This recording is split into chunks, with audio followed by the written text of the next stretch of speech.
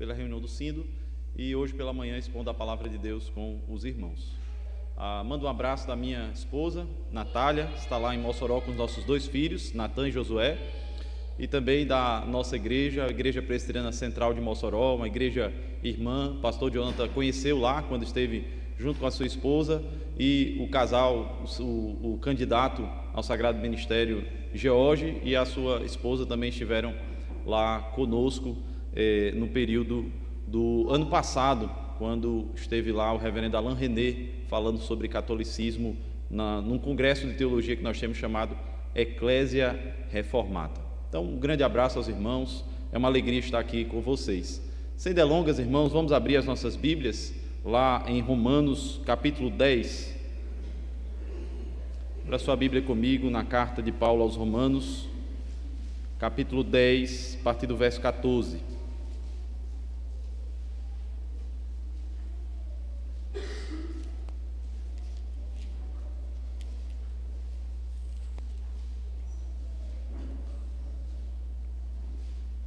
Romanos 10, eu farei a leitura do 14 até o 17. A nossa exposição essa manhã se pautará apenas nesses versículos, Romanos 10, do 14 ao 17. Assim diz a palavra do nosso Deus santa e inspirada: Como, porém, invocarão aquele em quem não creram? E como crerão naquele de quem nada ouviram? E como ouvirão se não há quem pregue? E como pregarão se não forem enviados? Como está escrito: quão formosos são os pés dos que anunciam coisas boas, mas nem todos obedeceram ao Evangelho. Pois Isaías diz: Senhor, quem acreditou na nossa pregação? E assim a fé vem pela pregação, e a pregação pela palavra de Cristo. Vamos orar mais uma vez. Santíssimo Deus, nosso Pai, bendito seja o Teu nome, ó Deus, que tem sido invocado em nosso meio, que tem sido, ó Deus, louvado, ó Pai, proferido através das leituras das Escrituras.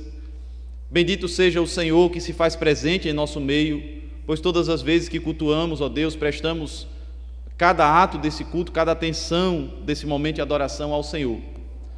Mas nós te pedimos agora, ó Deus, que o Senhor nos conceda a Tua iluminação divina, a bênção, ó Deus, de compreendermos a Tua palavra, de termos ela na mente, mas também no coração, de maneira que ela venha transformar quem somos, mudar, ó Deus, a nossa forma de perceber as coisas, de nos comportarmos, de vivermos, ó Pai, especialmente de nos beneficiarmos do meio de graça maravilhoso que o Senhor nos deu, que é a pregação da palavra.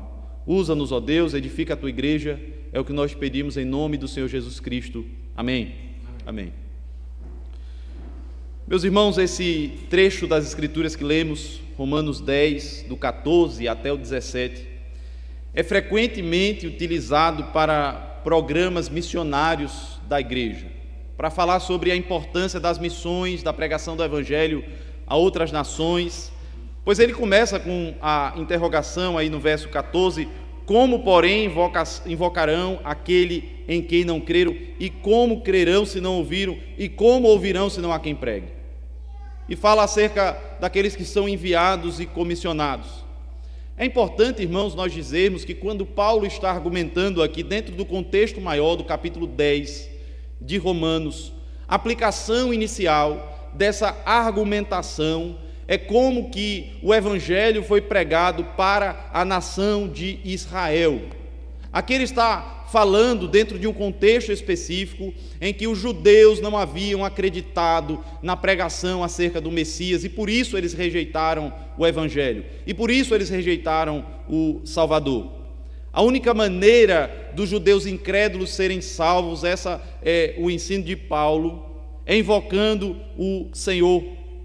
Mas antes disso, eles precisavam acreditar na pregação dos profetas.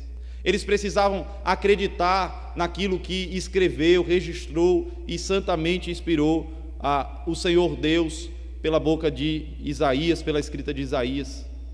Para acreditar, eles deveriam ouvir a palavra, porque é ela que cria a fé no coração do ouvinte.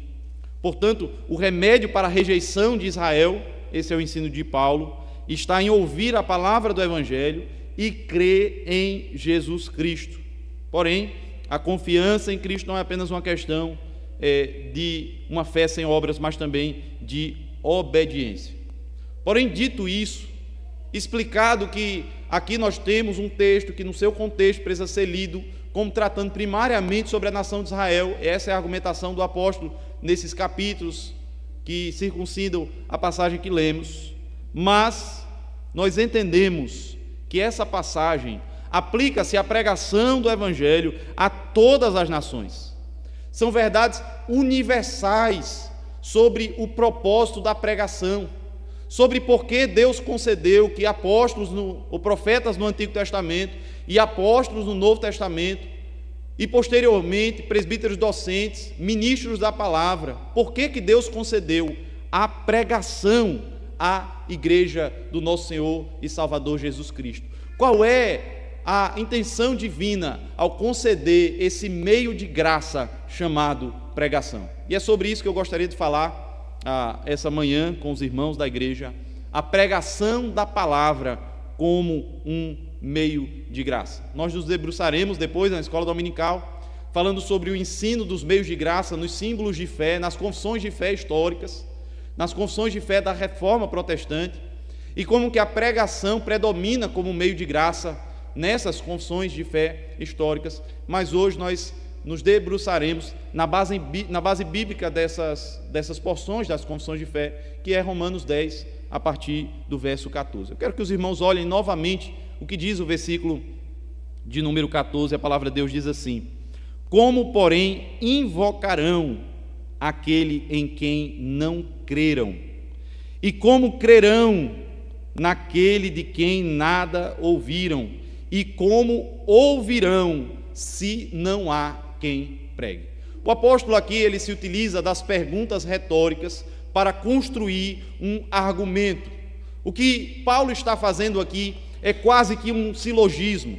Uma coisa decorre da outra, de maneira que a última coisa da qual ele fala é aquilo que ele diz: isso é essencial para chegar naquele primeiro resultado.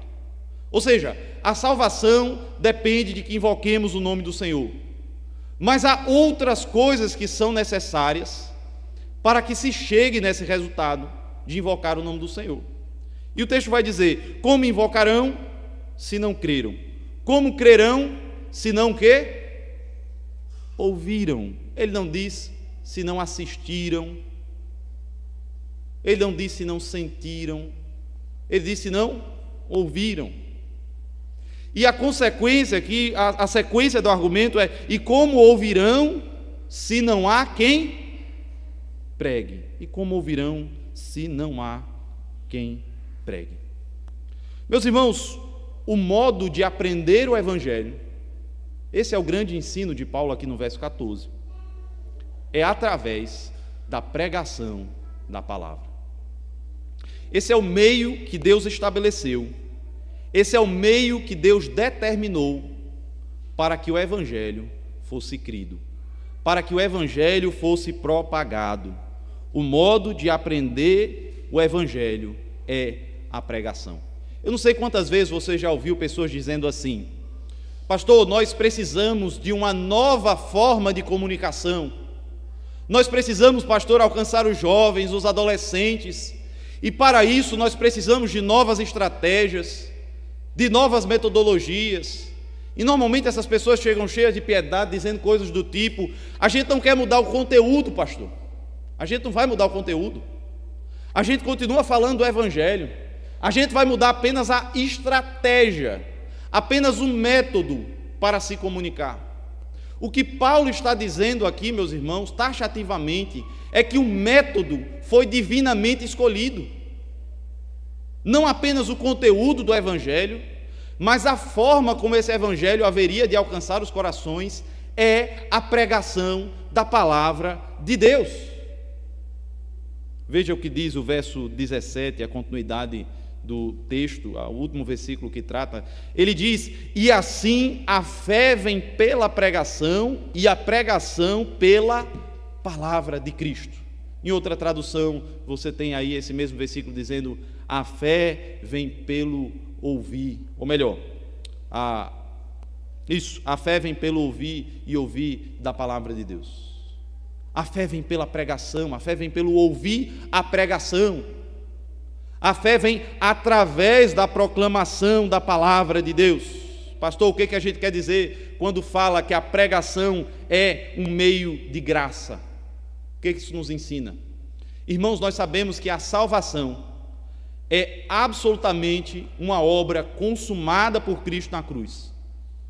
A razão do porquê qualquer pessoa é salva ou não está absolutamente baseado naquilo que Jesus fez na cruz por aquela pessoa, pelos eleitos. O que garante a salvação de alguém não é o que essa pessoa faça ou deixe de fazer. O que garante a salvação de uma pessoa é aquilo que Jesus fez na cruz por ela. Se você quer entender se alguém de fato entendeu o Evangelho, uma das perguntas que você pode fazer a essa pessoa é: se você morresse hoje, para onde você iria? Talvez ela diga assim: para o céu, eu pretendo. E você pode perguntar para essa pessoa: mas por que você acha que vai para o céu? Você comete pecados? Ela vai dizer sim. E por que então você acha que vai para o céu? Possivelmente ela responderá algo do tipo: porque eu tento, né? Eu me esforço, eu vou para a igreja, porque eu creio, porque eu me arrependi, porque eu estou disposto a me arrepender. Nada disso levará ninguém para o céu, por si mesmo. A única coisa que garante que alguém entrará no céu é o sacrifício expiatório, substitutivo, bendito nosso Senhor e Salvador Jesus Cristo. É isso que garante a entrada de alguém do céu. A resposta que essa pessoa haveria de dar, se ela entende o Evangelho, é porque Jesus morreu pagando pelos meus pecados. Porque Ele morreu em substituição. Eu era um condenado miserável e Ele morreu por mim. Essa salvação me alcançou. Pastor, a fé é essencial, certamente, mas não como a causa da minha salvação, e sim como o meio pelo qual eu sou salvo. O meio. Lembram de Efésios 2, 8 e 9? Sois salvos pela graça, o quê? Mediante a fé. Isso não vem de vós, é um dom de Deus. A fé é o meio pelo qual os benefícios adquiridos por Cristo na sua morte e ressurreição são transmitidos a mim. A fé é o meio. Mas essa fé que é um meio, e é chamado no breve catecismo, no Catecismo Maior do Westminster, como meio interior de graça, dois são os meios interiores, a fé e o arrependimento, ela se manifesta através de um meio exterior de graça, que é os meios chamados meios de graça ou meios exteriores de graça, a pregação da palavra, principalmente a pregação da palavra, a oração e os sacramentos. É assim que coloca os catecismos da nossa igreja. Portanto, a pregação é o meio pelo qual a fé, que é um meio interior de graça, se manifesta na minha vida. A fé vem pelo ouvir a palavra de Cristo. Então, o modo de aprender o Evangelho é a pregação. Deus não apenas definiu um conteúdo, que é o Evangelho, que é o sacrifício de Cristo, que é crer na sua morte e ressurreição, mas Ele também definiu um método por meio do qual as pessoas haveriam de ser alcançadas. Eu acho que vocês já devem ter ouvido alguém dizer algo do tipo assim: a palavra não volta vazia.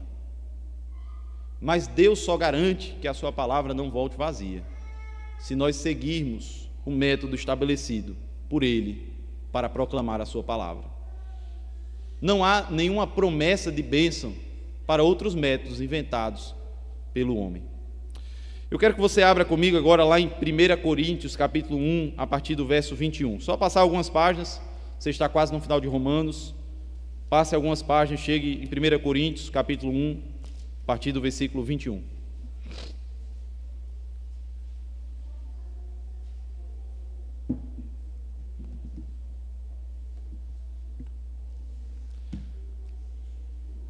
Do 21 ao 25, o apóstolo Paulo diz: visto como na sabedoria de Deus o mundo não conheceu por sua própria sabedoria, aprove a Deus salvar os que creem pela loucura da pregação. Aprove a Deus salvar os que creem pela loucura da pregação. Alguém pode dizer assim: mas pastor, eu não acho esse o melhor método. Não aprove a você determinar qual seria o melhor. Pastor, mas por que nós não podemos nos valer do teatro, por exemplo? Aprove a Deus salvar os que creem pela loucura da pregação. Mas pastor, a gente não poderia crer ou alcançar um número maior de pessoas se usássemos outros métodos, se usássemos outras estratégias. É exatamente sobre isso que está discutindo o apóstolo Paulo nesse primeiro capítulo de 1 Coríntios. Veja a sequência do texto. O verso 22 diz: porque tanto judeus pedem sinais como gregos buscam sabedoria, mas nós pregamos a Cristo crucificado, escândalo para os judeus, loucura para os gentios. Mas para os que foram chamados, tanto judeus como gregos, pregamos a Cristo, poder de Deus e sabedoria de Deus, porque a loucura de Deus é mais sábia do que os homens, e a fraqueza de Deus é mais forte do que os homens. Aleluia! Louvado seja o nosso Deus. Aprove a Deus usar a pregação como meio de graça. Aprove a Deus que por meio da pregação as pessoas fossem alcançadas. Volta agora lá para Romanos capítulo 10, o verso de número 15. Depois de o apóstolo Paulo aqui nos ensinar que o modo de aprender o evangelho é a pregação da palavra, Romanos capítulo 10, versículo 15, vai nos ensinar uma outra coisa. Veja que o texto está dizendo, ele diz no verso 15: e como pregarão se não forem enviados? Como está escrito: quão formosos são os pés dos que anunciam coisas boas. E como pregarão se não forem o quê? Enviados. Como está escrito: quão formosos são os pés dos que anunciam coisas boas. Meus irmãos, aqui o apóstolo Paulo, depois de nos dizer que o modo de aprender o evangelho é a pregação, ele nos ensina que a pregação é restrita aos que foram enviados. A pregação é restrita àqueles que foram comissionados. Isso nos ensina, meus irmãos, em primeiro lugar, que aqui o apóstolo Paulo não está fazendo uso da palavra pregação no sentido amplo da expressão.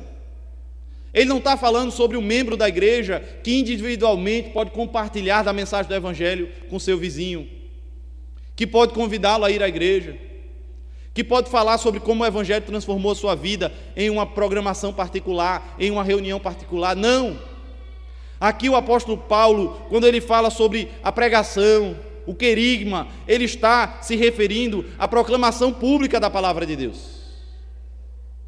Ele está falando sobre a pregação enquanto um ofício, enquanto uma missão, a pregação da palavra daqueles que foram enviados, daqueles que foram comissionados. E veja que logo em seguida o texto está dizendo: quão formosos são os pés dos que anunciam coisas boas.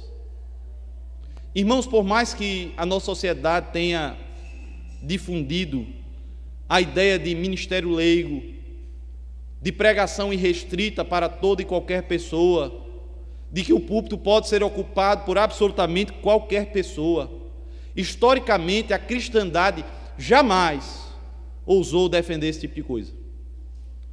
Apenas há alguns séculos atrás, através de um homem chamado John Wesley, foi liberado o ministério leigo, chamado ministério leigo.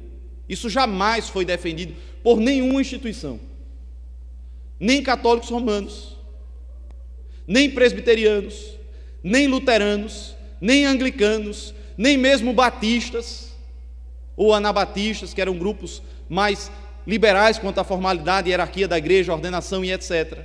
Nenhum desses grupos jamais tinha ousado a ideia de que qualquer pessoa pode ocupar um púlpito para pregar livremente o evangelho, sem que ele fosse comissionado, sem que ele fosse testado, sem que ele fosse aprovado para a pregação do evangelho.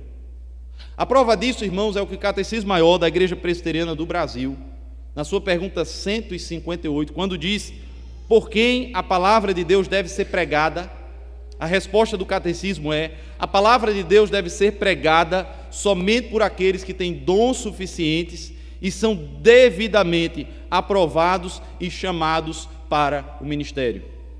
A decisão do Supremo Concílio da Igreja Presbiteriana do Brasil, do ano 2022, determinou que somente podem ocupar os púlpitos da Igreja Presbiteriana do Brasil e pregar o Evangelho infalivelmente, e pregar o Evangelho da palavra infalível de Deus, ministros ordenados, presbíteros e candidatos ao sagrado ministério durante o estágio dessa avaliação. E qual é, pastor, a base para essa decisão? É o Catecismo Maior da Igreja Presbiteriana do Brasil. Mas qual é a base bíblica? Uma delas é Romanos capítulo 10, versículo 15. E como pregarão se não forem enviados? Na sequência aqui, o apóstolo ele está listando quais são aqueles requisitos essenciais para a pregação da palavra. E ele não deixa de dizer que o comissionamento é um exercício essencial. Há muita discussão sobre isso. Há pessoas que dizem assim: pastor, eu não entendo isso, uma coisa é não ser pastor, mas outra coisa é não pregar a palavra. É diferente. Há aqueles que questionam, por exemplo, o fato de não existir a pregação feminina e dizem coisas do tipo: mas como assim, pastor?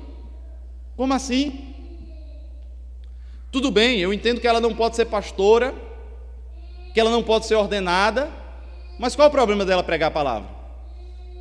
Meus irmãos, imagine se a gente invertesse essa pergunta e perguntasse algo mais ou menos assim: qual o problema de alguém que não tem habilitação dirigir o carro?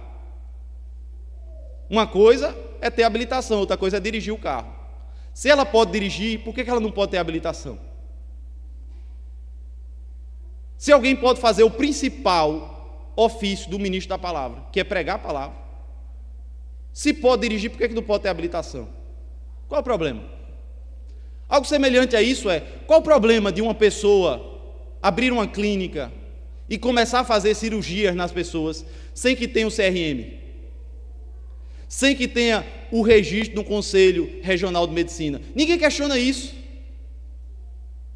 Ninguém questiona por que é que a gente não pode clinicar se não tiver o CRM.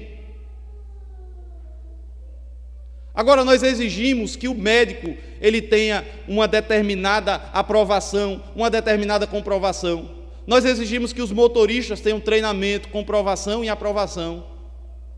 Nós exigimos que todos os profissionais, engenheiros, quando vão construir pontes.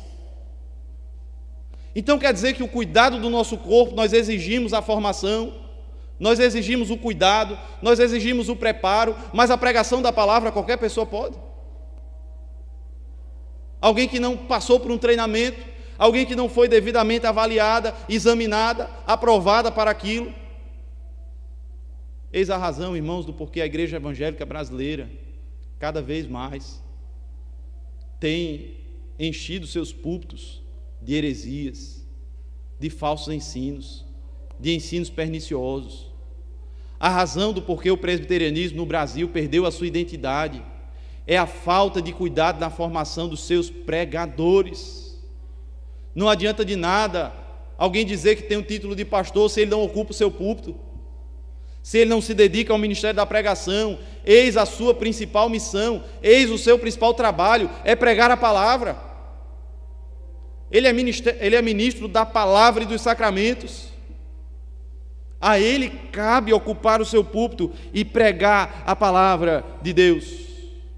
Portanto, irmãos, o apóstolo Paulo nos ensina que o modo de aprender o evangelho é a pregação, mas que a pregação é restrita aos que foram enviados. A pregação é restrita aos comissionados. E aqui, mais uma vez, eu estou dizendo, nós estamos falando acerca da pregação pública, a proclamação pública da palavra de Deus. A pregação em culto público, a pregação dominical, e não acerca da comunicação privada do evangelho. Nós temos espaço aqui para, de maneira privada, em reuniões informais, como é o caso normalmente da aula de escola dominical, uma reunião mais informal, onde há participação, onde há interação, onde alguém pode tirar dúvida, tecer um comentário. Eu não estou falando sobre isso, eu não estou falando sobre reuniões nos lares, onde a gente pode estudar um livro teológico, um livro bíblico que nos ensine espiritualmente. Estou falando sobre a pregação pública do Evangelho do nosso Senhor e Salvador Jesus Cristo. Por último, meus irmãos, o texto termina dizendo, nos versos 16 e 17, mas nem todos obedeceram ao Evangelho, pois Isaías diz, Senhor, quem acreditou na nossa pregação? Assim, a fé vem pela pregação e a pregação pela palavra de Cristo. A fé vem pela pregação, vem pelo ouvir, e o ouvir a pregação da palavra de Cristo. Aqui, meus irmãos, nessa citação de Isaías, Paulo observa que a fé a qual o profeta se referiu nasce de uma mensagem ouvida e transmitida pela palavra acerca do Messias.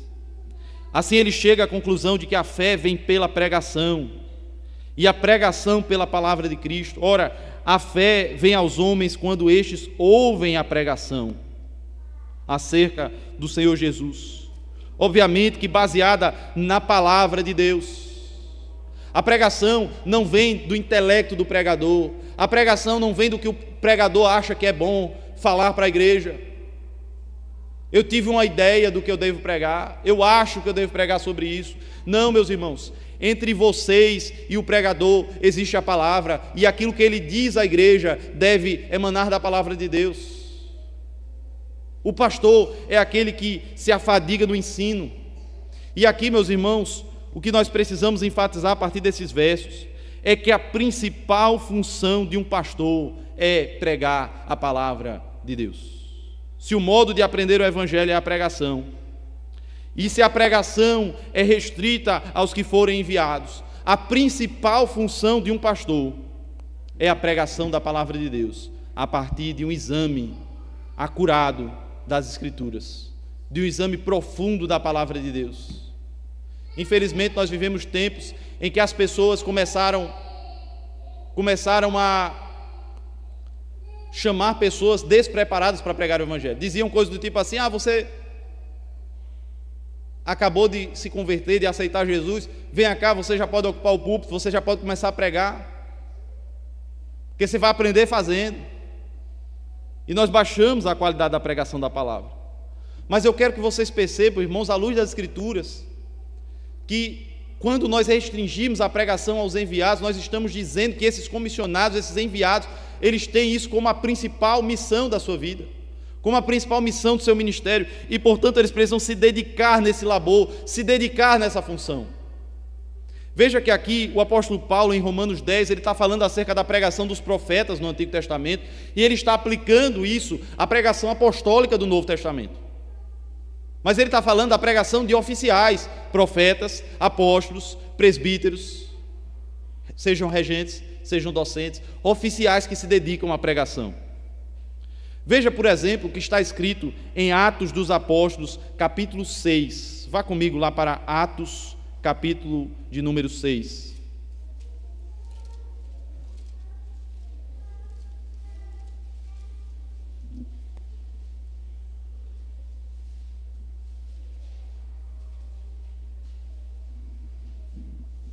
Nós temos em Atos capítulo 6, meus irmãos, o caso daquela passagem, daquela narrativa, que possivelmente foi usada pela igreja primitiva para a instituição dos diáconos. Há um certo questionamento se aqui, esses primeiros 7 homens que foram escolhidos em Atos 6, eles já são os primeiros diáconos. Não quero entrar no mérito dessa discussão, se são ou não os primeiros diáconos, mas certamente todos concordam que mesmo que esses 7 em si não tenham sido os primeiros diáconos, essa passagem é usada como base neotestamentária para uma possível instituição dos diáconos que foi feito posteriormente. Reverendo Jair de Almeida publicou um artigo na Fides Reformata, editora do Centro de Pós-Graduação Andrew Jumper, discutindo esse texto e falando sobre isso, mas até ele mesmo, que acha que esses 7 não são os primeiros diáconos, ele concorda que essa passagem é usada como base para a instituição posterior dos diáconos. E ela tem sido amplamente reconhecida como sendo da instituição dos diáconos. E por que eles foram instituídos? O verso 1 vai dizer: havia contendas na igreja. Diácono é um oficial pacificador. Diácono é um oficial que visa resolver contendas no seio da igreja. E contendas do ponto de vista da distribuição dos recursos.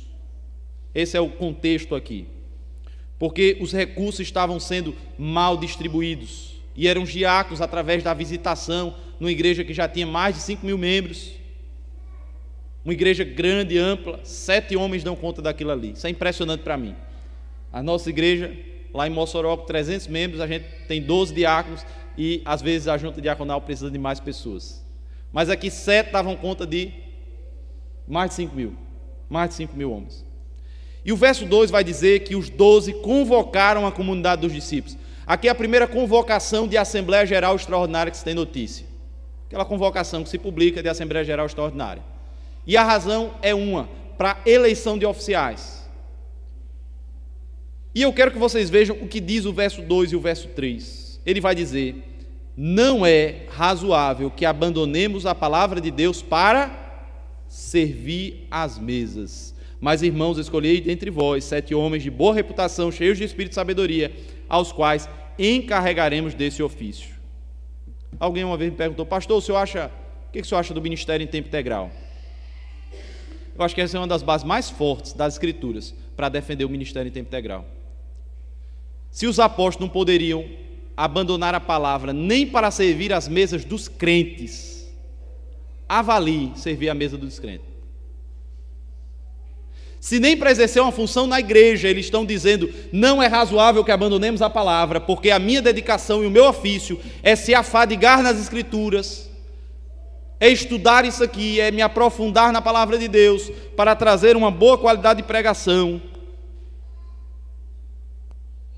Ele está dizendo: não é razoável que nós abandonemos a palavra para servir às mesas. O que eles estão dizendo é a dedicação e a ênfase do ministério apostólico, e certamente essa ênfase, essa dedicação passará aos pastores. A dedicação e a ênfase do ministério apostólico é a pregação da palavra de Deus. Aqui, meus irmãos, certamente o texto não está dizendo que pastor não pode pegar cadeira, o texto não está dizendo que pastor não pode, numa necessidade, ajudar numa obra de revitalização da igreja, de reforma, de mudança de alguma coisa. Normalmente a gente tem aquela ideia de que pastor só gosta de ocupar o púlpito, de que pastor não gosta de ajudar na cozinha, de que pastor não gosta de lavar a igreja, de que pastor tem que fazer coisas mais do que estar estudando para a pregação da palavra. Eu não estou dizendo que o pastor não possa fazer isso, mas o que a palavra de Deus me diz é que não é razoável que ele faça isso abandonando o ministério da palavra.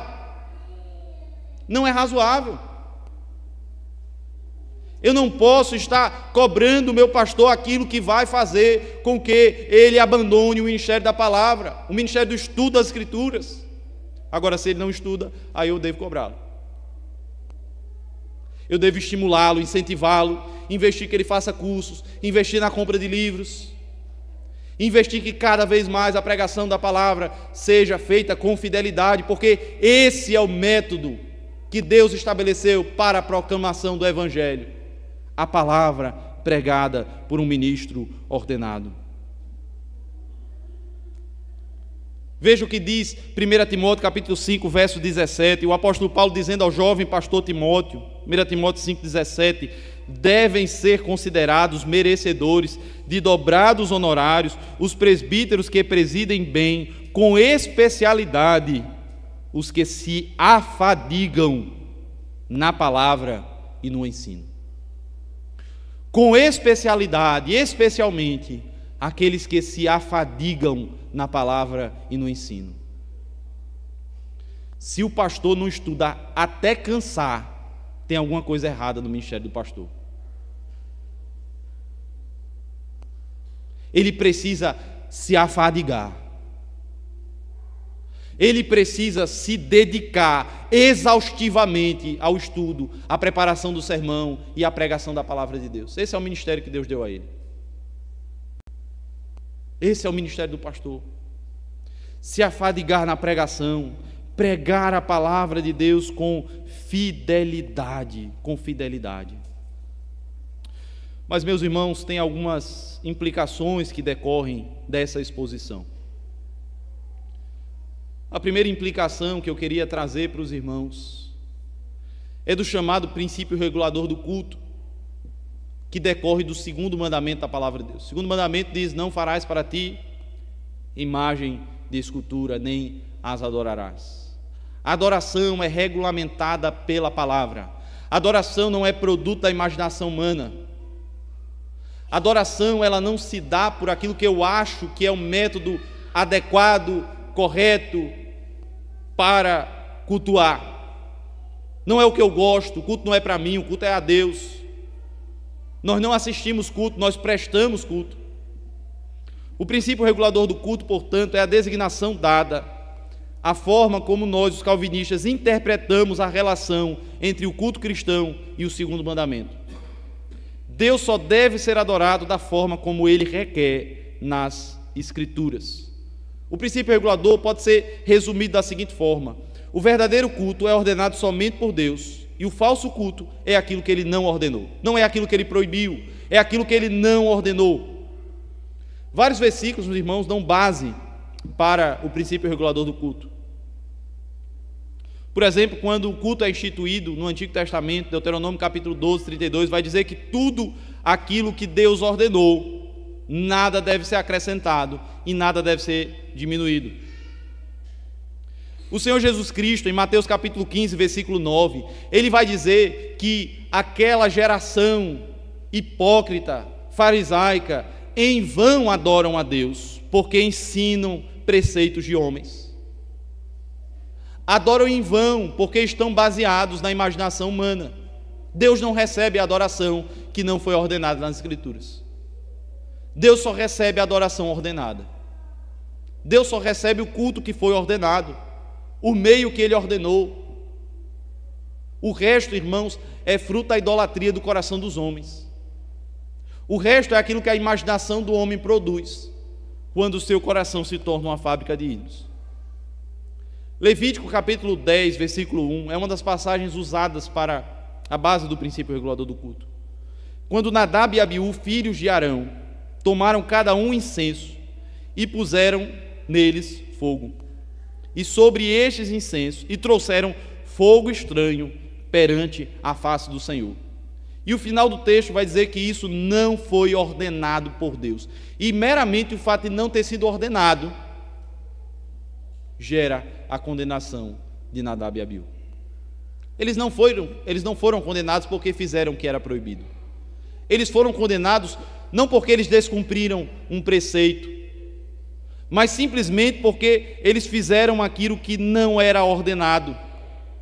Agora pensemos sobre a pregação da palavra como meio de graça. Irmãos, o meio que Deus estabeleceu para comunicar as verdades eternas é a pregação da palavra. Esse meio deve ser usado por nós. Esse meio, ele deve ser tomado por consideração pelos membros da igreja, que devem entender qual é a forma correta de fazermos uso desse meio. Pastor, se eu estiver na igreja e a palavra estiver sendo pregada, a graça já está sendo transmitida a mim. Não. Os puritanos, eles falavam que há uma necessidade de ter uma audiência ativa na pregação da palavra de Deus. Essa audiência ativa na pregação da palavra de Deus envolve, por exemplo, a preparação para o dia do Senhor, a separação do domingo como dia do Senhor. E se alguém tiver dúvida, é o dia todo. Não tenha dúvida sobre isso. Não é uma parte do dia, é o dia todo. Porque se você vem de manhã e de tarde você diz assim: eu vou jogar bola. Você até está aqui de noite escutando a pregação da palavra, mas você está dormindo, cansado, com sono, indisposto. A palavra fica chata. Fica mesmo, porque você queria estar deitado na cama, assistindo TV, balançando na rede. Você não queria estar aqui.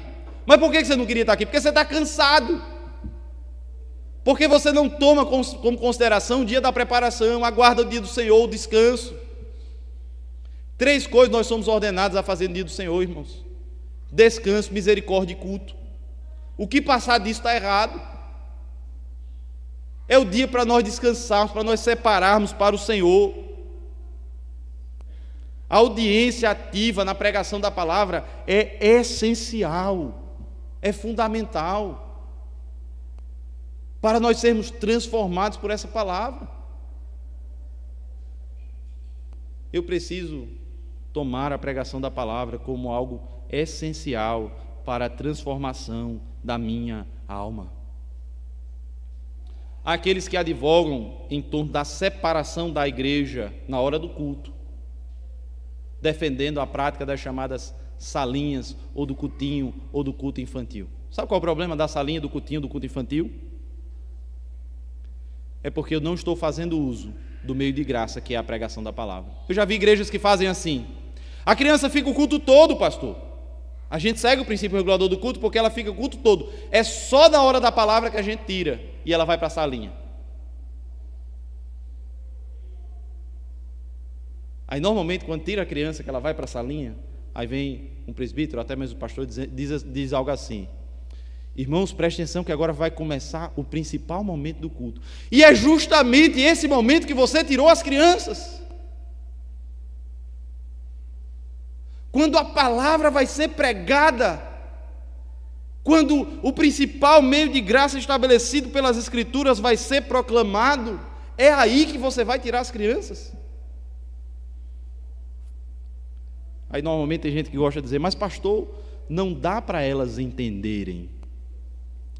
Isso é a grande arrogância do nosso coração, porque nós também não conseguimos entender se não fosse a ação do Espírito Santo de Deus. Quem disse que a nossa capacidade de compreensão das coisas espirituais naturalmente é mais forte do que a capacidade de compreensão de uma criança? Quem foi que disse isso? Aí outras pessoas dizem: mas pastor, é porque é a linguagem, a gente precisa trazer uma linguagem infantil. Meus irmãos, deixa eu dizer uma coisa para vocês: as crianças, elas têm uma linguagem infantil na escola, na sua casa, no desenho que ela assiste. Ela tem uma linguagem infantil, às vezes na aula da escola dominical, nas programações feitas para as crianças. Qual é o momento que ela aprende sobre reverência? Qual é o momento que ela vai aprender sobre formalidade, sobre seriedade, sobre a pregação da palavra com excelência, o que inclui também aprender uma linguagem adulta? Porque essas crianças um dia se tornarão adolescentes, e esses adolescentes não vão querer participar do culto, porque elas querem a linguagem infantil. E aí a adolescência hoje vai até 25 anos de idade, porque eles querem para sempre a linguagem infantil. E normalmente o que acontece é: eu vou sair da igreja, porque eu tenho linguagem infantil lá no mundo, e eu quero essa linguagem para mim para sempre. E não permanece, e não se firma. Meus irmãos, não sempre, mas em alguns momentos, as crianças precisam ouvir a linguagem adulta. Elas precisam ouvir a pregação do Evangelho como ela é proclamada para a igreja de uma maneira geral. O que envolve crianças, adultos, jovens, homens, mulheres, idosos, doentes, sãos. A palavra é pregada a todos. Às vezes nós aplicamos coisas específicas para as crianças, é bom que se faça isso. A gente traz aplicações específicas para adolescentes, é bom que se faça isso, para casados, para solteiros, para idosos. Mas isso não significa que a palavra não sirva para todos. Ou será que nós temos o evangelho das crianças, o evangelho dos adultos, o evangelho do homem, o evangelho da mulher? Será que o evangelho não é um só? Será que a pregação não é uma só? Outras pessoas, meus irmãos, terminam trazendo coisas como dizendo assim: mas na salinha elas também ouvem a palavra. Nós temos dois problemas aí. Primeiro, não é por um ministro ordenado da palavra, então não é pregação, não é meio de graça. Esse é o primeiro problema. Segundo, descumpre o princípio regulador do culto. Deus ordenou o culto da igreja, o culto da família, e não o culto do homem, da criança, do jovem, da mulher, do idoso. Não. O culto é da família inteira. Nós, irmãos, defendemos a família da aliança, que os filhos fazem parte da aliança com o Senhor. Portanto, na santa convocação de Deus, na congregação dos santos, a família estará ali reunida. A família estará ali adorando a Deus. Outras pessoas se perguntam: pastor, mas por que a gente não aprende através dos filmes? E essa é uma segunda implicação que eu gostaria de trazer aqui. Por que a gente não pode aprender através dos filmes, do cinema, do teatro? Um dos problemas, meus irmãos, ainda está dentro do segundo mandamento, é sobre as imagens dos deuses falsos. O segundo mandamento diz: não farás para ti imagem de escultura. Imagem de escultura. E algumas pessoas se perguntam: pastor, essas imagens de escultura, elas estão proibindo imagem de quê exatamente? E algumas pessoas acham que imagem de escultura é uma proibição, que o segundo mandamento é uma proibição de fabricar imagens de deuses falsos. A adoração a deuses falsos está proibido não no segundo, mas no primeiro mandamento. Porque o primeiro mandamento já diz: não farás para, ou não terás outros deuses diante de mim. Não terás outros deuses diante de mim. Então, o primeiro mandamento, ele já condena em absoluto que nós tenhamos outros deuses. Nós só podemos adorar ao Deus triuno. O segundo mandamento, ele não está proibindo a imagem desses falsos deuses, porque isso já está proibido no primeiro mandamento.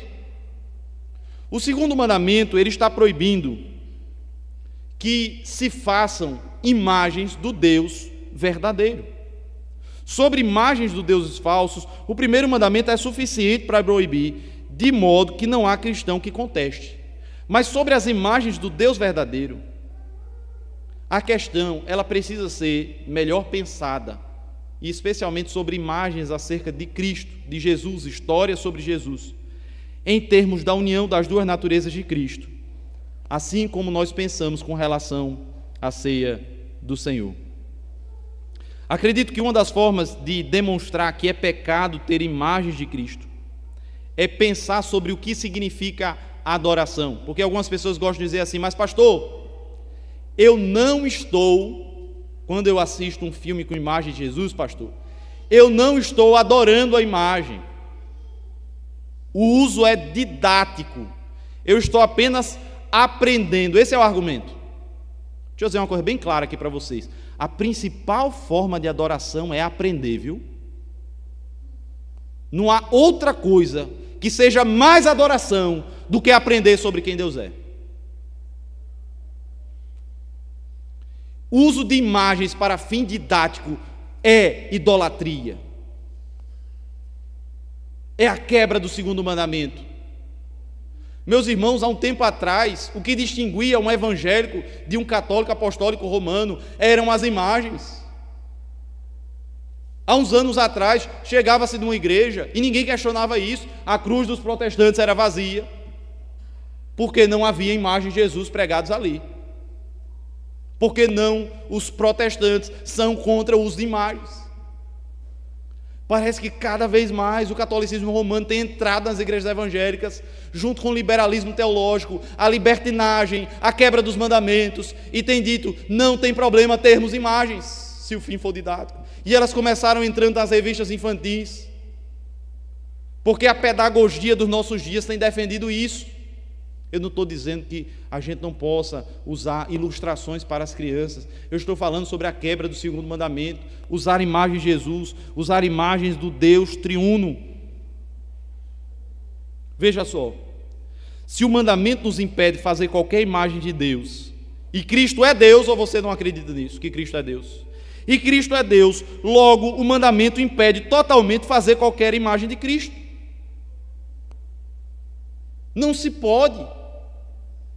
Adotar a Bíblia como único manual inclui acreditar na eficácia da metodologia proposta por ela para ensinar crianças, jovens e adultos. O nome disso é sola Escritura.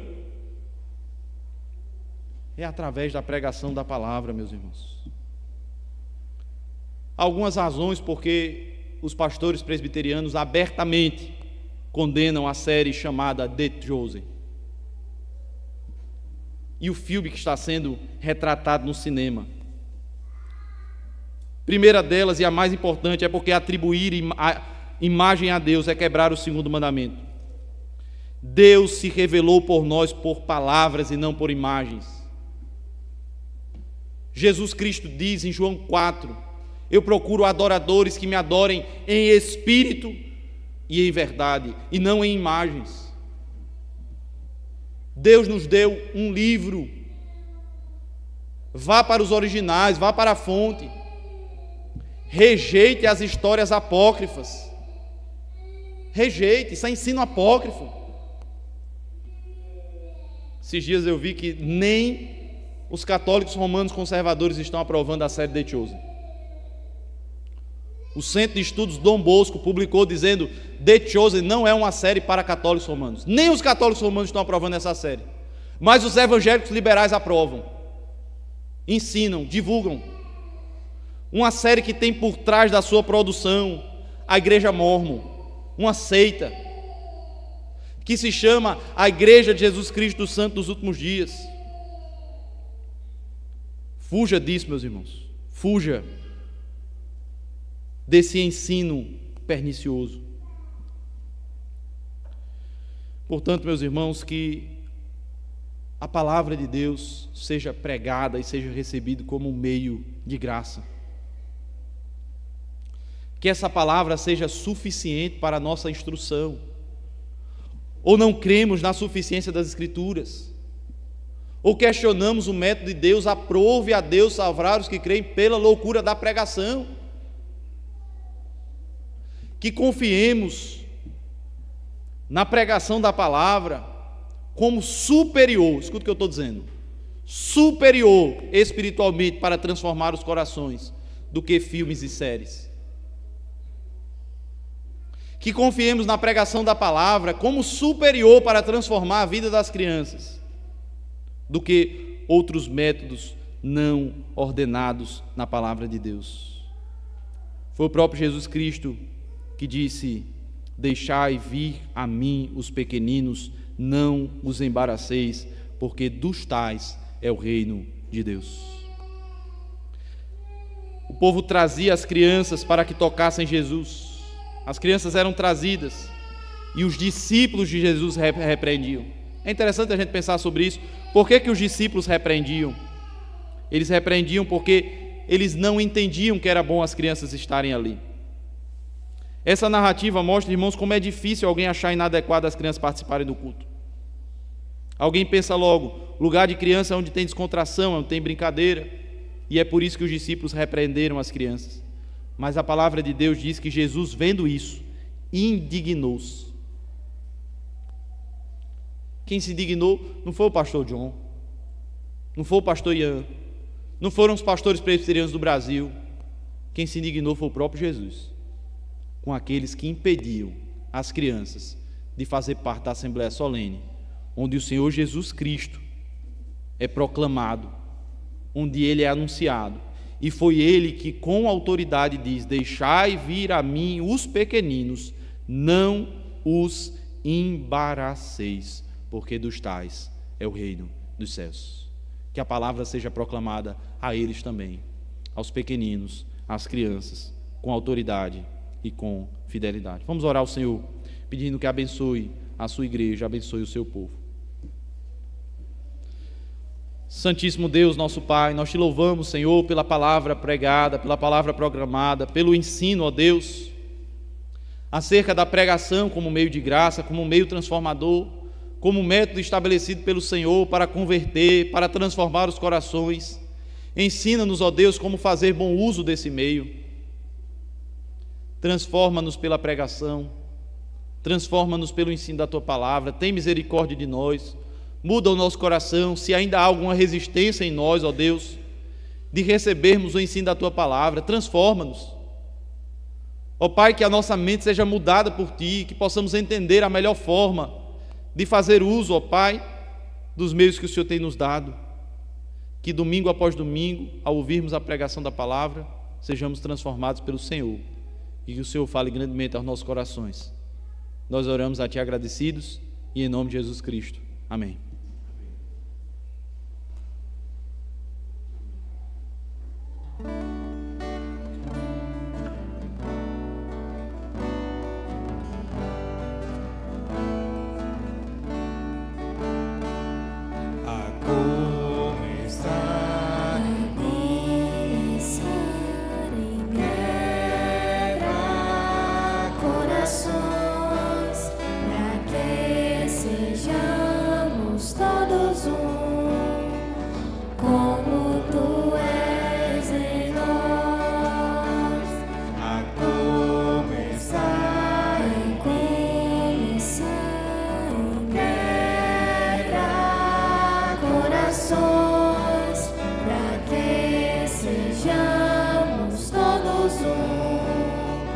pobre.